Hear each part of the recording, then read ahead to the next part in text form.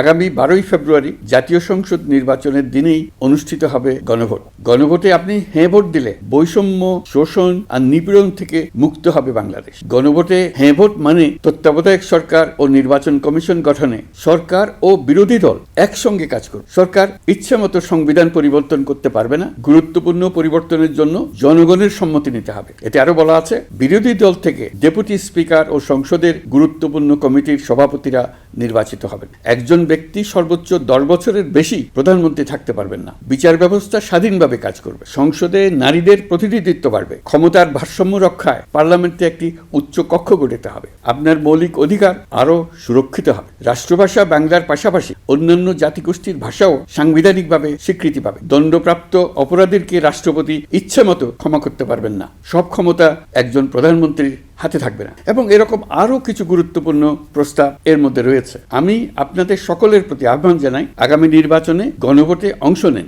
রাষ্ট্রকে আপনার প্রত্যাশা মতো গড়ে তোলার জন্য হেঁতে সিল দেন। নতুন বাংলাদেশ গড়ার চাবি এখন আপনার হাতে। হেঁতে সিল দিলে নতুন বাংলাদেশ গড়ার দরজা খুলে যাবে। হেঁতে আপনি নিজে সিল দেন, আপনার পরিচিত সবাইকে সিল দিতে উদ্বুদ্ধ করুন এবং তাদেরকে ভোট কেন্দ্রে নিয়ে আসুন। দেশ পাল্টে দেন।